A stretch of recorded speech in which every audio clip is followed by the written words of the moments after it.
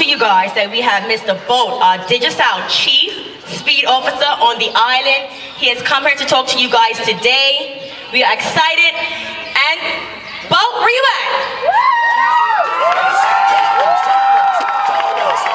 You saying Bolt is in Bermuda?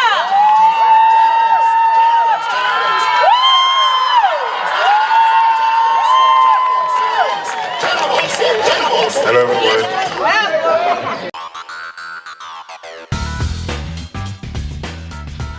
You may have heard Digicel is bringing the only true fiber-to-the-home network to Bermuda. But what does that mean? Fiber-to-the-home is the fastest and most reliable way to access the internet. And with Digicel's fiber internet, the fiber goes all the way into your house. It doesn't just stop at the street. That means you'll get consistently fast speeds you can rely on. Think of it as a brand new internet highway that goes all the way into your home or office, and you can be one of the first to enjoy it. Visit digicelbermuda.com/fiber to register your interest in Bermuda's only true fiber.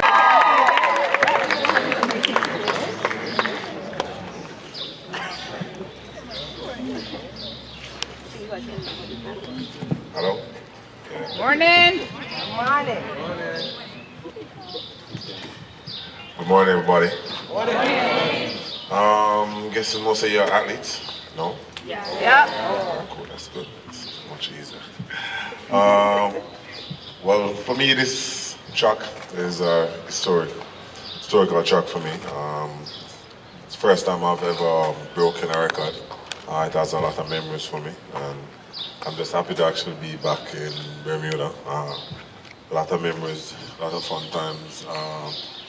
Just remembering growing up and understanding what I've been through to get to where I'm at. And when I broke this record for the first time here, the 200 record, I never knew I'd be at this level at this point in my career. So for me, saying that is just to point out that working hard is everything, and never giving up on your dream. I started out never knowing how far I could have gone or wanted to go, but I know that I wanted to be one of the best, so I just continue working and continue pushing myself and just dedicating my life to the sport. It wasn't an easy road. It was up and down, a lot of injuries, went through a lot in my career, false starts and a lot of things, but I've always persevered because it's the one thing I believe in, being the best and doing the best that I can do, because when you actually do your best, you feel good, even at times, because there's been time that I've felt like I've done my best and I've won, but the thing is that you actually give it your best, and no one can fight you or put you down for that if you know in yourself that, you know what, I train hard, or I studied hard, or I really push myself, because you know that you do your best. You just need to find ways to improve and to get better and to push yourself to be on the highest level. So for me, that was my story and the work that I put into to get where I'm at. So yeah.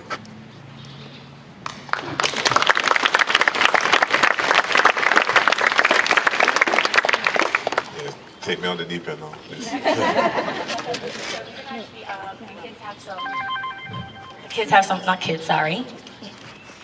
Our young adults, our teens have some questions. So I'm going to give you this mic and I'll go on to the kids. Eliza.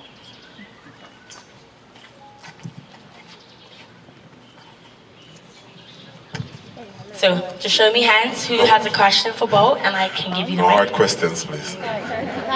So easy So questions. when I give you the mic, everyone, just say your name, what school you're representing, and then go ahead with your question. Hi, I'm Xavier Ramsey. I'm from Work Academy, and my question for you is, who was your role model growing up? For me, in sports over general, it was Michael Johnson. Don Quaritch is a 200-meter specialist in Jamaica. He was the national holder at the time. Kevin Garnett, who's a basketball player, and my dad. Thank you. All right. It's interesting you had a basketball player as If someone you you looked up to. watch Kevin Garnett when he plays, he's determined, you know what I mean? somebody that doesn't give up. He fights through everything. So that's why he was my role model. Makes sense. Anyone else? Hello, my name is Max Wally. I'm from Champmore, and my question is, how old were you when you realized you were a talent runner? I started when I was 10, but when I really noticed I was pretty good, it was probably 15, 16, and it just came naturally then. So that's when I really noticed that this is something that I'll probably do for the rest of my life.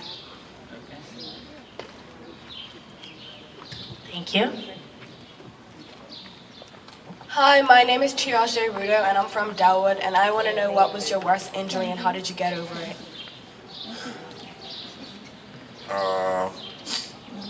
For me, I have a scoliosis, which is a curvature of the back, which is still with me now, and it's something that hampered my career throughout the years that I always had to pay attention to. So it's something that just stuck with me throughout the years. I have to do a lot more core work than normal people would do, a lot more back work than normal people would do.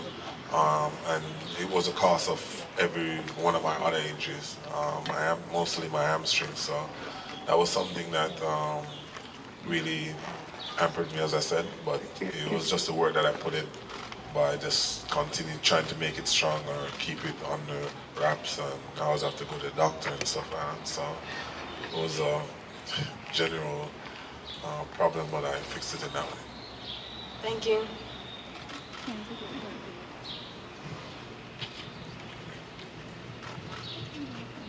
Hi, my name is Matthew Elliott. I go Summersfield Academy. My question is, are you going to sign for Borussia Dortmund? No. I'm working on a few things. There's nothing solid yet, but there's a few things in the pipeline.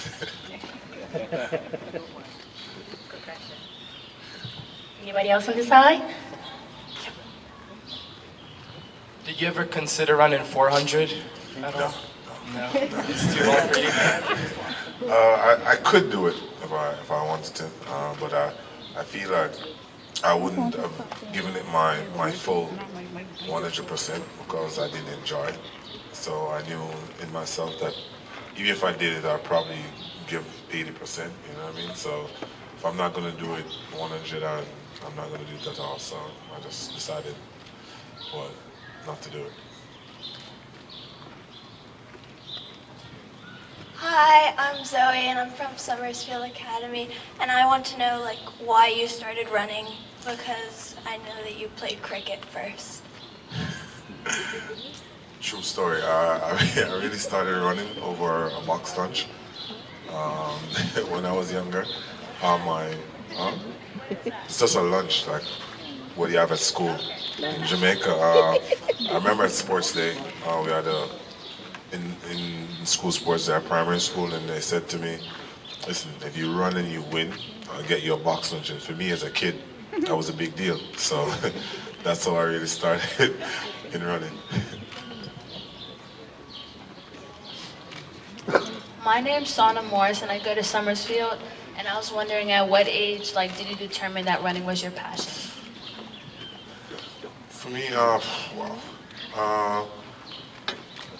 throughout the years, when I started, it was just fun because I was winning. It was all fun. I think it's actually when I got to the professional level, which I really started getting into it, and I started learning more about sports and the history of the sports. But when as a junior, it was just fun because I got to travel, got to hang around new people, just to get to know a lot of people. So for me, it was just fun at the time. But when I got to the professional level, that's when I started getting a passion for the sport itself.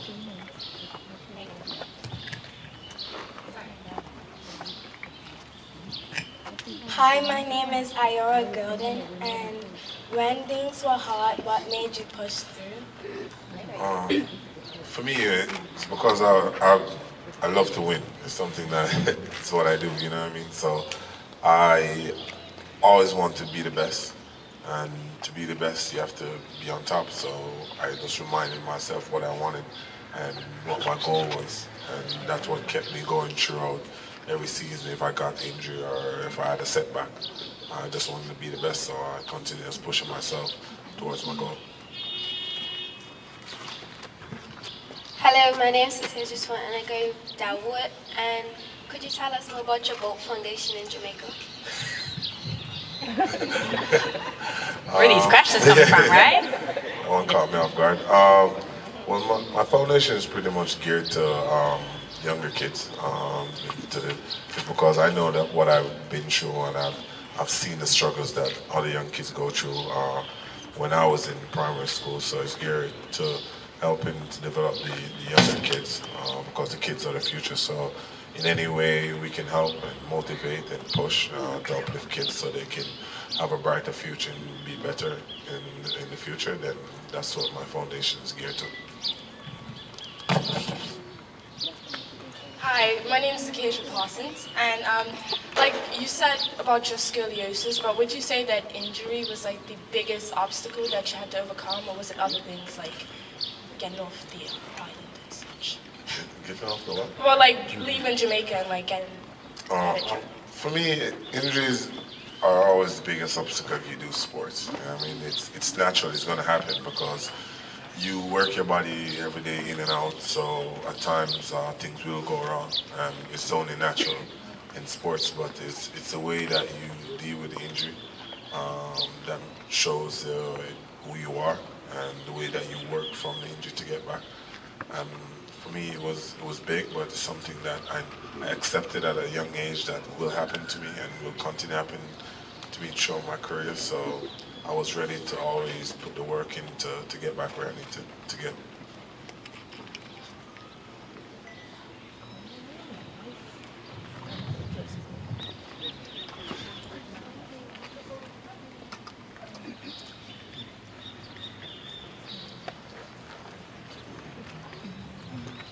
Hi, my name's Arena, and how long does it take you to warm up before your race?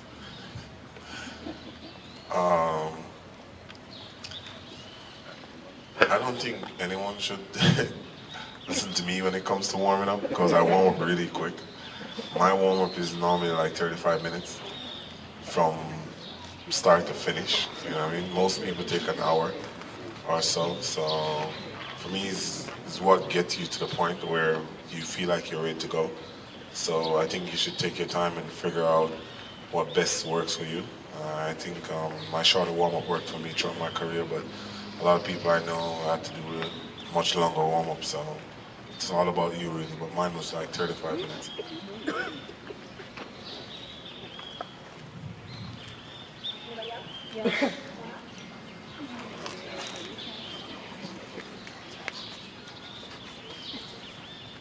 Hi, my name's Ella, and I'm from VHS. And how do you manage your nerves before your big races? I don't really get nervous that much. I think when you're well prepared, I don't think there's nothing you can worry about. You just have to leave the rest up to God, really, because you have done everything you possibly can. That's why I said earlier, if you know if you've trained hard, if you've studied hard, if you push yourself to the limit where you know this is the best I can give, then there's nothing to worry about because this is what you have at this point. So you just go out there and run and just compete at your best, you know what I mean? So that's how I look at it. If I've trained hard throughout the season to get to this one point, there's nothing to worry about because I've already done all I can do to get here. So then I have no nerves. So, yeah.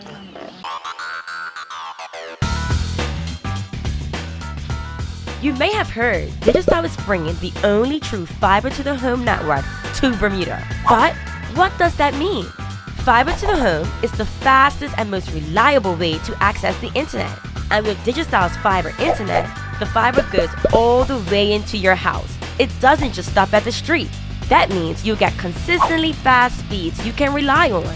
Think of it as a brand new internet highway that goes all the way into your home or office, and you can be one of the first to enjoy it. Visit digicelbermuda.com/fiber To register your interest in Bermuda's only true fiber. T, where's your hand? Where's your hand? You can't come right here. My name is Daylin, and my question is, how did it feel to know that you broke the world record? Well, it felt good. You know what I mean? It's a great title to have the world's fastest man as a title. So for me, it was a great feeling, and it was something exciting, something I wanted, something my coach wanted. So it was a wonderful feeling. I was happy.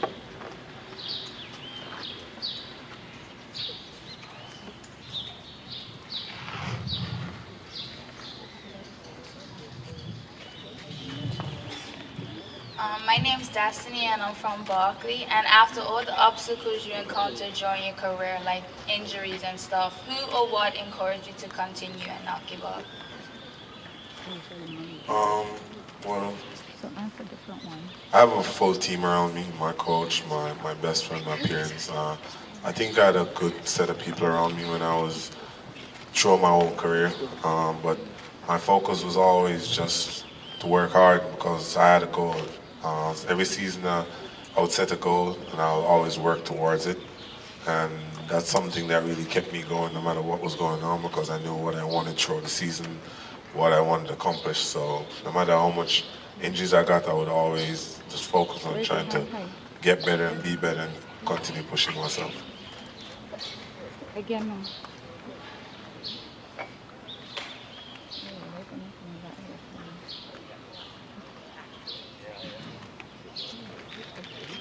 So who's 100-meter sprinters here? 200 meters? 400 meters?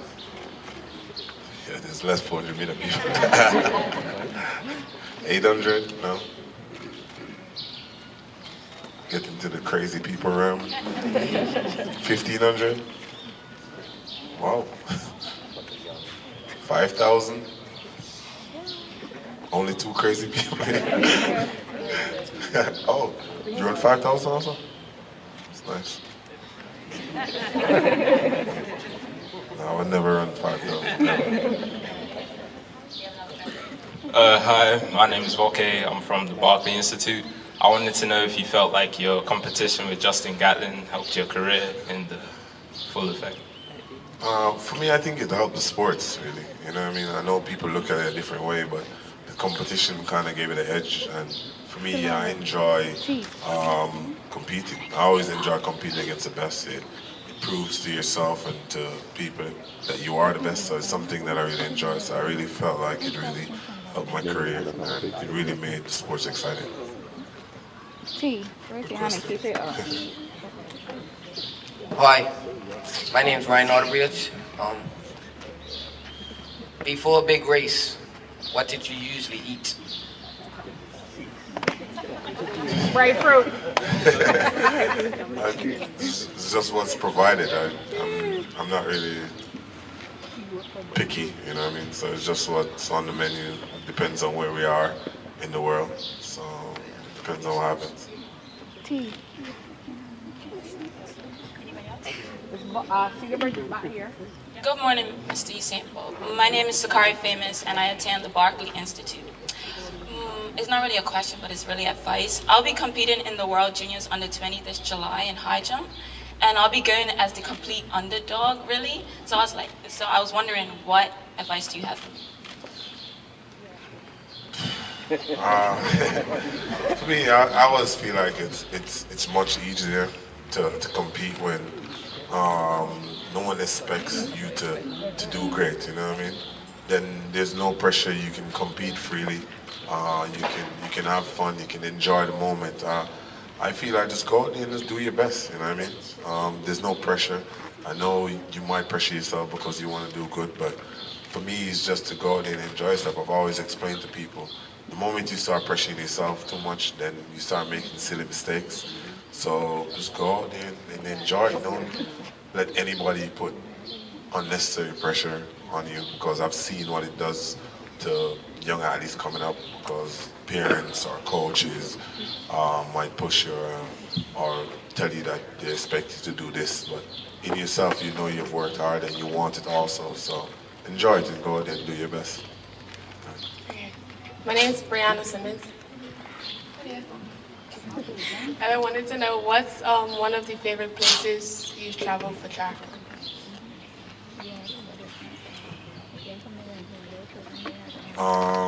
The London Olympics, I really enjoyed because there was a lot of people came out and support the athletes throughout, from the morning session to the evening session. I enjoyed competing in Paris. Paris was an exciting place. I enjoy places where the crowds are wonderful because I genuinely feed off the energy of the fans. So anywhere is a good crowd, I really enjoy. So like Paris, Zurich, which is in Switzerland, Oslo, which is in Norway. So there's a few tracks that I enjoy competing because of the crowd itself. Hi, my name's Sarah Wilson. I go to Berkeley. My question is, looking back in your career, is there anything you wish you could have changed or did differently? I've always said, for me, you shouldn't regret things in life. You should just learn from them. But the only thing I would say to my younger self is to get serious quicker. I think when I went professional, I was still a little bit young, and all I wanted to do was to party and just to enjoy myself. So I didn't really get serious at the earliest stage. So that's the only thing I would change if I could change something. Just getting serious early at the early age. Morning, my name is Masasi Smith. I wanted to know, as a teenager, what did your training consist weekly? Like weight, sprint, speed training and things like that? When I was a teenager, I was pretty talented. I didn't do much at a young age. I think I didn't want much, but I don't think as a young athlete, I don't think weight is something that you should consist your programs. If you're doing weight, it should be really, really light. I think doing exercises, finding exercises to substitute weight at younger age because you're still growing. And a doctor once told me that at a young age, if you start lifting heavy weights, it shortens your muscles and it doesn't allow you to grow to your full potential. So until you stop growing, that's when you should actually start lifting heavier weights. But when you're still growing, you should do mostly core exercise, like every other exercise for hamstrings and stuff, but not too much weight. If you're gonna use weight or a little strength, it should be really light. And I think, yeah, I really don't know what to say when it comes to that because I didn't do much as a young athlete. I was really talented, but listen to your coach. That's one thing I should say. Listen to your coach. Morning, my name is Sancho. I'm from TNT. I was wondering, as a teenager, do you ever, meaning that you just say you don't do as much work, was there any points when you felt like you was overtraining or overdoing it? And what age was that? Surprisingly, when I first year I went professional, which is actually I actually broke the record here. I think at the start, because I just transitioned from high school straight into professional, and it was different because, as I said, I didn't do much in high school as a teenager, but when I went professional, I had to change that because I was going up against world-class athletes. So it's something that I felt like I did too much too early. So the transition from a junior into a senior should be a lot more smoother. That's when coaches should figure out a way to gauge your workouts. So, yeah. My name is Talala, and I'm from Cedar Ridge Academy. My question is, what advice would you give to me to make it to the next level? Because track and field has to be the hardest one. Yeah, it's no joke. For me, it's to figure out your weakness. That's always the key. You know what I mean? Throughout my years, my strongest suit was my ending of my race, and my focus most of the time was just starts. I did a lot of work when it came around to the latter part of the season, like now, like from probably like April onwards, I did a lot of work on my starts and my first 50 meters because that was one of my greatest weaknesses. So just figure out what your weaknesses are and work a lot on them because the more you improve, the better you will be. So just focus on your weakness, figure out what you're really bad at. If it's not going to the weight room, you go there all the time. If you need to do more laps, you do more laps. It's just to figure out what you need to get better and just work on that daily. Good morning. My name is Chase Tanner and I attend TNT Middle School. My question is, when you were in the Olympics, what did your diet consist of? Which Olympics? Well, any of them. First one, everybody who've heard the story knows that I had a lot of chicken nuggets, and that's actually true. The London Olympics was much better because I guess we could get Jamaican food, so I had Jamaican food in London. In Rio, it was a mixture, you know what I mean? Rio had good food, but it was mostly like pasta. Didn't have a lot of rice, like a lot of meat, different types of meat, but mostly pasta and meat, yeah. Good morning, my name is Jazari Tobin and I attend VHS. And my question is, what is the best piece of advice your coach gave you?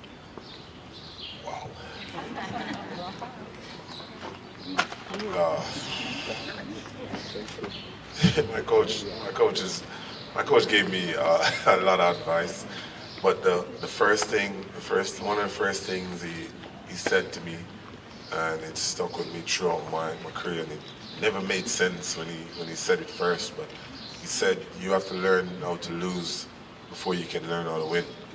And when he said that, it made absolutely no sense to me because no one wants to lose. But he was pretty much saying to me, when you lose, you have to figure out you have to accept it and then figure out how you can win. You know what I mean? So it's something that over the years used to frustrate me when I used to lose, but he's saying, listen, you're not going to win every race, but when you lose that race, how do you deal with the situation? What are you going to do? And for me, when I got older, I figured out you just got to adjust yourself. Or what did I do wrong this race? What did I didn't do this season? And then you got to figure that out and then work on it to be better. Hi, I'm Aaliyah from VHS, and I was wondering, would you ever consider becoming a coach yourself? No. I think I put my coach through a lot of stress.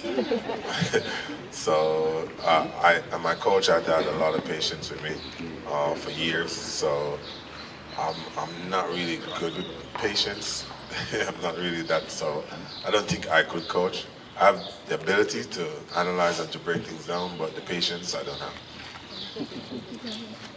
Good morning again. My name is Century. I was wondering, what was some of your other setbacks other than your injuries?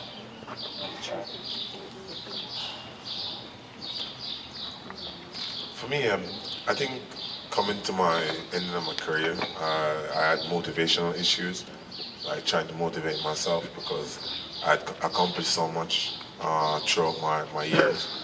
So I think the closer I got to the end of my career, it was hard to go out there every day and train because I wasn't as motivated as I was when I was younger because it was new and I wanted to win. But I found the motivation by reminding myself what I wanted and what my legacy to be like. So it was something that I really pushed, but that was the main two things, motivation and injuries.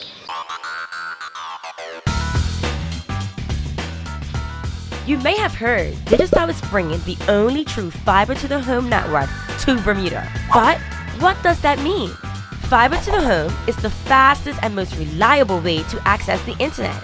And with Digicel's fiber internet, the fiber goes all the way into your house. It doesn't just stop at the street. That means you get consistently fast speeds you can rely on. Think of it as a brand new internet highway that goes all the way into your home or office, and you can be one of the first to enjoy it. Visit digicelbermuda.com/fiber to to register your interest in Bermuda's only true fiber to the home network. Well, welcome to Bermuda. It's been a busy day for you so far. What's life been like since you've been off the track?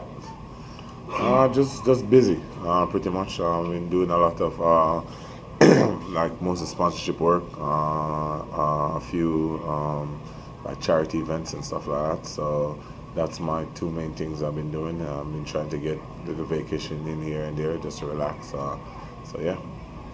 Do you like that better than competing? It's a little bit more traveling, I would say, because it's a constant travel.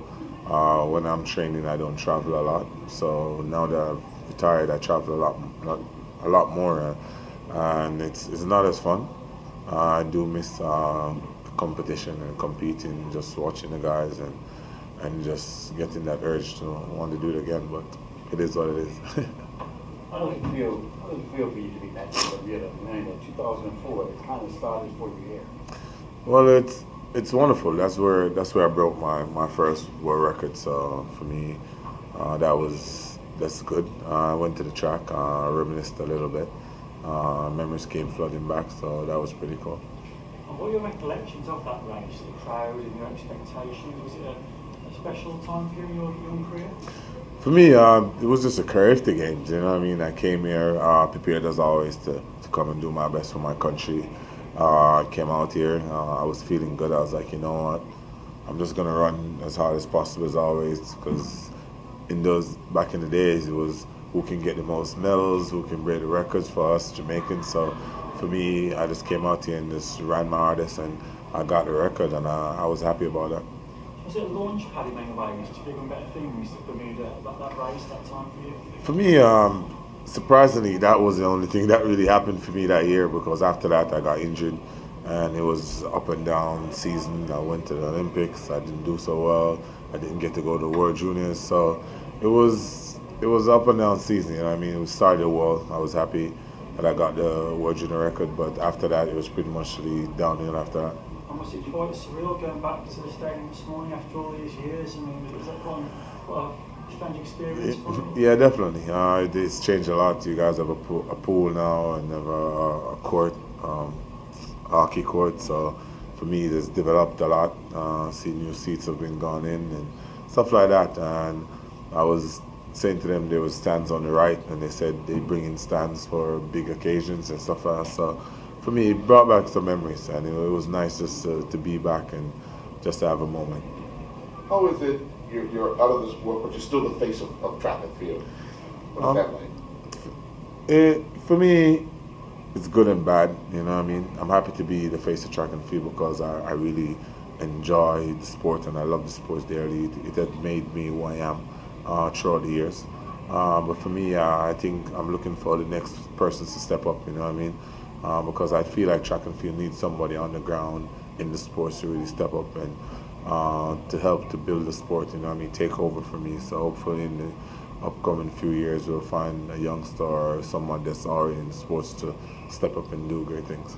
Did you think, going back to 2004, that you would end up being the fastest man in the world? No, for me, I didn't even think I'd be running the 100 meters. So for me, it was never any thought or any thought process gone into thinking I would ever be the fastest man in the world, you know what I mean? It just came about. Working with my coach, Glenn Mills, we decided to do 1-2 because I needed another event to help the 200 meters. So we decided to do the 100 meters. So it came together well. We just pushed and put a lot of work into it, and it became reality. Now that you are, what does it feel like? Huh? Now that you are, you're holding that title, what does it feel like? It's a great feeling, you know what I mean? To have a title like that with some of the greats over the years, you know what I mean? Asaf, Moise Green had it. So there's a few guys that I look up to and I saw competing, which I knew were great. To be actually a part of that list is a wonderful thing, and to be the one who has it now, it's even better. What do you think the sport has to do to get on, well, track and field itself, to get back on the straight and narrow? It's been tainted for a while now. What do you think, what advice would you give to Sebastian Coe to Well, I think he made a step by making the sport more translucent, by making doping all the. He made it transparent so everybody could see what's going on by putting it on the website, see how athletes are getting tested, how much time they get tested. He's using other, I would say, associations to help to also test us. So it's not just our federation and IWF. So he's making it much easier for people to trust us because when people can see it, they will believe more. And now it's all about the athletes to understand that I've proven to the world that you can do it clean. So just focus and work hard and be determined. And when you're competing, did it ever cross your mind about your opponents, whether they were clean or not? Was that something you ever thought about when you're on the blocks? No, that's not something I can worry about. It doesn't help the situation if they're clean or not. You know what I mean? You're competing against them now, and if they're not, you're not going to know until 3-4 months time. You know what I mean? So you can't sit and worry about that. You got to go out there and say, I'm going to compete at my best. Hopefully, everybody in this race is clean, and I can get it done. I can be the best. So that's always my focus. You told the kids this morning at the track that you want to be the best at whatever you do. After your first Olympic Games, you didn't do so well, coming off the injury and so forth. What were you telling yourself in the lead up to the next Court General on how you were going to address the next Olympics? For me, I just took it a year at a time. After 2004, I started with Glenn Mills, and we sat down and he said, listen, we have a 3-year plan. Our focus is trying to work, take it season by season, and get to the Olympics. And the first year we got to the World Championship finals, which I strained my hamstring. The next year was a Commonwealth year, and then the World Championship I got second. So we took it step by step. You know what I mean? We didn't try to just focus on the next Olympics. We took it a year at a time, and then we work our way towards that. You like making guest appearances at the big events. You think you can make your way to Colombia for the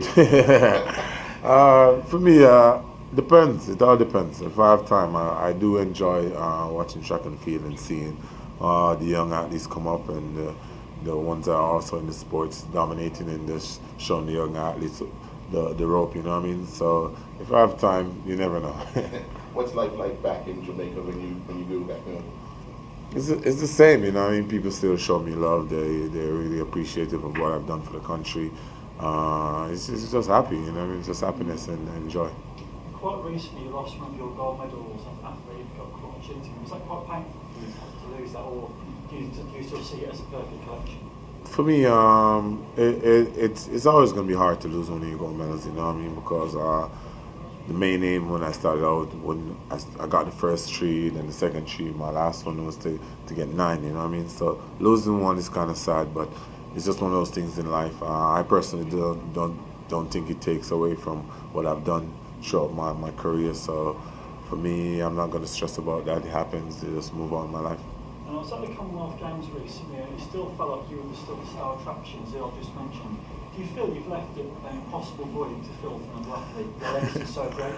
It's gonna be hard, but my aim was, I wasn't trying to set a high standard for people to aim at or whatever. I wanted to be great, and to be great, this is what I had to do. So for me, I was just going out there doing my best, trying to surpass people. You know what I mean? Trying to put track and field on the map, and I think I did that. It just needs other athletes to step up, and I've said that over the years, that it's not on me, it's on the other athletes to work hard and to push themselves and to make it competitive, you know what I mean? I did that. I had competitors over the years, Asafa, Warren Weir, Tyson Gay, all these athletes, you know what I mean? These guys competed with me, and I pushed myself to be the best. So all track and field needs is athletes to step up and continue pushing themselves and make it competitive. And the more competitive the sports is, the more people watch and be excited to see it. And with your help, Jamaica's established almost a mythical reputation for sprinters. What can your islands like Bermuda learn from Jamaica and your approach to sprinting? For me, it's always just to invest, you know what I mean? To invest in the athletes. I think to help them in any way possible. I think a lot of us have gone through, as young as we went through the rough patch, you know what I mean? I think most of the athletes now are getting better care. People are really looking at track and field now. So for me, yes, the country should help, but the athletes also, because I've noticed that sometimes when they get a lot of help, they get lazy, you know what I mean? So as athletes also, they should take it serious and appreciate the help that they get, because when I started out, it wasn't as easy. We didn't get spikes every day. We weren't accessible to a gym and stuff like that. So if they get help from the government or anybody or the private sector, they should really be appreciative of the situation and work hard and dedicate themselves to being as great as possible. Earlier today, you were asked a question about how you prepare, and you answered by saying you're one of the worst people to ask. But you had a message to them that they need to work on finding what helps them the most. Can you just elaborate on that a little more? No, so for me, I remember when I started my coach, always keeps pushing me, you need to warm up longer. But it didn't work for me. If I tried to warm up for an hour, I would get tired, you know what I mean? And then I wouldn't feel good when I go out there. So it took me time to figure out, like, you know what, 35 minutes work, you know what I mean? I warm up for 20, then I get stretched for a while, put my spikes on, do some sprints, then I'm fine. You know what I mean? A lot of athletes I know, like Wallace Spearman, warm up for probably an hour and a half, and that works for him. You know what I mean? It's all about how your body reacts to warming up and where you need to get to your optimum level of sprinting. So it could be 2 hours, it could be 25 minutes, but it's how do you feel after you finish warming up, stretching, getting a few drills and getting some strides. If you feel ready to go, then that's what you should do. What was going through your mind, your final race of your career, and you said that was it? You finish, what goes through your mind? For me, it was happiness and sadness, you know what I mean? Because it's a hard road, you know what I mean? I've been through so much injuries. I've false started. I've been through so much, you know what I mean? So for me, I was happy to be done with all the training and all the stress and everything. But knowing that I'll never be on the track again, competing in front of millions of people, watching and anticipating what I'm going to do, or the cheering, the 80,000 people that cheer me on to do my best.